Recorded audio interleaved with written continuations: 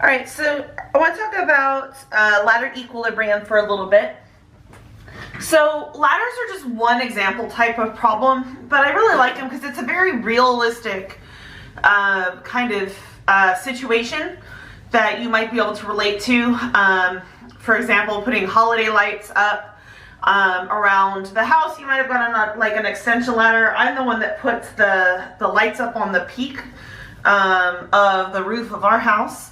So I get the joy of going up and down the very tall extension ladder, and I have a very strong appreciation for the stability of a ladder. Now this ladder here is not very stable. It's at a very, very shallow angle, but it's kind of easier to illustrate some of the points with it here at this angle. So the way these problems might work is you're going to have a ladder. They will sometimes have the ladder have mass. If there's nobody on the ladder has to have mass in order for there to be any forces acting. If the ladder doesn't have mass and there's no gravitational force and there's no normal force resisting the gravitational force, so on and so forth. But if there's a person also standing on the ladder, they may tell you that the ladder has a negligible mass compared to the weight of the person. So they could also give you a situation in which both the person and the ladder have mass, and you'd have to consider both of the forces acting on the ladder itself. So, and the equilibrium of the system. Now, some other variations that they can have. In order for this to work, there has to be friction with the floor, because if the ladder is pushing on the wall here, there's going to be a normal force here due to the wall. So call that Fn of the wall. And if there's no friction with the floor, there are no horizontal forces to counteract that normal force. So there has to be friction with the floor. And that friction with the floor has to oppose the motion. So the tendency of this ladder is for it to fall. And as it falls, the top is going to come down. And as the top comes down, that's going to basically force this flatter, which is going to try and force the bottom point of the ladder further away, which means that the friction force with the floor has to be pointing towards the wall. And then this will be in equilibrium in the x direction if that normal force with the wall is equal to the friction force with the wall, if the wall is vertical. Now, they may or may not include friction with the wall. You don't have to have friction with the wall in order to be in equilibrium. That is not a requirement.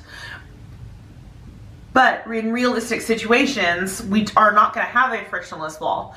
So if there is friction with the wall, then the tendency would be for this ladder to fall down. So the friction with the wall would have a tendency to point upwards.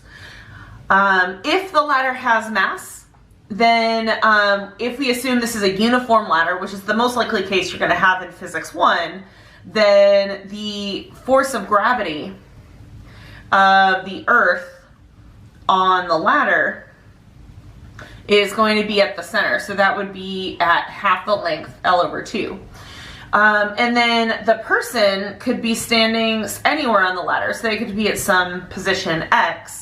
And then they essentially would be exerting a normal force on the ladder. So this would be like the normal force of the person on the ladder.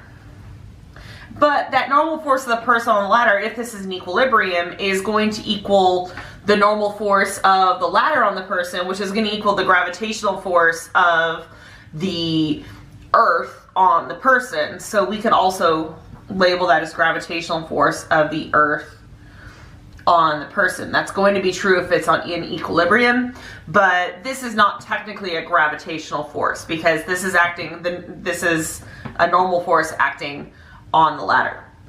So that's just kind of just a clarification. So if they were asking you to identify all the forces acting by individual objects, what's actually acting on the ladder is not the gravitational force of the Earth on the person. It's the normal force of the person on the ladder is what this force is right here. Now, a lot of times what they'll do is they'll put this X position here in terms of L. So it'll be like maybe say 3/4 of the way up the ladder because they don't actually have to give you L. There are some problems where they won't tell you the length of the ladder. You'll assign it your own variable, but what you'll find is that the length of the ladder itself, as long as all of your variables for the lever arm are all in terms of the same variable, it's going to cancel out of our equation. And then we would assume that like the lever arm for like these guys, well, not really the lever arm, but the position would then be at a full length of L. So you could have various different multiples of L representing your positions. Now, if there should also be a normal force here, I'm going to call that normal force of the floor, because if you have a friction force, you have to have a normal force. So these are kind of the main possibility of forces that you could have. And some variations I've seen is I've actually seen a slanted wall. I saw a situation where the wall itself was actually slanted so that the ladder hit somewhere at an angle. Just realize that this normal force is normal to the surface. So if it was this green situation, that normal force with the wall would have to come out perpendicular.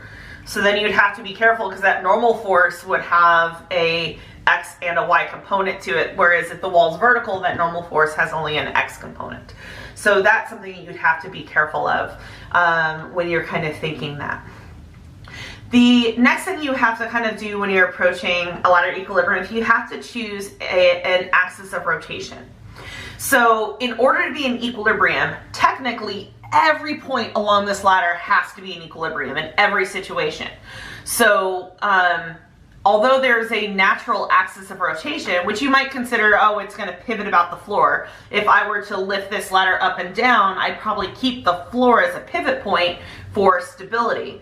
Or you could assume that the ladder is going to rotate around its own center of mass, which is also something that it might tend to do, is rotate on its own center of mass. So that's kind of, those are two very typical situations that you could have. I might also consider the axis of rotation to be the contact point with the wall. But technically I can choose an axis of rotation to be any point along the ladder, because in order to be in equilibrium, all points on the ladder have to be in equilibrium, which means no matter which point I consider to be my axis of rotation, the net torque about that point has to add up to 0. So kind of like we talked about in general with equilibrium problems, is there are easier ways and harder ways to do this. So although I can use any point along the ladder as my axis of rotation, there's often one point that is a better location than others. And it's really going to depend on what you know and what you don't know. One thing I do know is that if I'm in equilibrium, my net force in the X direction has to be 0, and my net force in the Y direction has to be 0. So it has to be in translational equilibrium. So if I were to look at like this situation here, like the most complicated situation, let's pretend that the green line's not here. I'm gonna ignore that here. But if I had friction with both the floor and the wall, and there was a person standing on the ladder, then essentially in the X direction, we already talked about the fact that the normal force on the wall would have to equal the friction force with the floor.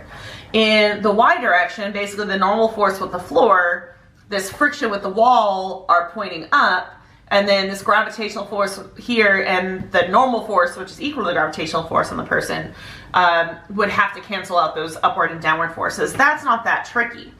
The trick is that your net torque also has to equal 0. So I'm going to have I can often have a lot of unknowns. In some of the most complicated problems, you could have essentially 3 unknowns at a minimum. You could even have 4 unknowns if you include other equations like friction and so forth in your calculations.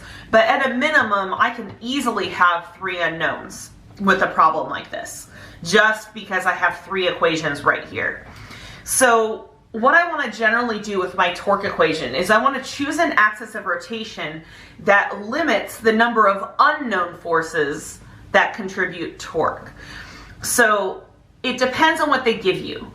But I will tell you that a lot of times, unless they're giving you coefficients of friction, the friction is often a really big unknown. So putting my axis of rotation here at the base will often eliminate two unknown forces. I might not know Fn floor, I might not know force of friction, so that would prevent two of my unknowns from contributing to my torque equation. If I did that, that's also easier for my lever arms, because all of my lever arm would be relative to here. I wouldn't have to do any additional calculations to find my lever arms. If I were to look at the forces, this gravitational force of the Earth on the ladder would be causing a torque in that direction, so would that one. And then therefore the any forces up here at the wall, both the normal force with the wall and the friction force at the wall, both of those would be causing torques that would counteract these ones. So I would be able to calculate that. Now the biggest trick, no matter where you choose your axis of rotation, is that all of your forces are often going to be at angles. So remember, the biggest thing that you have to worry about with torque is that you have to define your torque as RF perpendicular, or you can do R perpendicular times F. So if I wanted to do RF perpendicular, then I would have to essentially find the perpendicular components of each of these forces to the lever arm. So I'd have to find for each of these that, and you'd have to make sure you're doing everything in terms of theta. So as we go through and work our example problem, that's one thing we're going to focus on, is making sure that all of our angles are defined properly, so that way we are always talking about the correct components. The other thing you could do is you could also do R perpendicular F, which might actually be handy. I don't usually do this, but it might actually be easier for something like gravitational force, which is already perpendicular to the ground. If I wanted to do its R perpendicular here, it would be L over 2 as the hypotenuse of this triangle. You'd have this angle theta.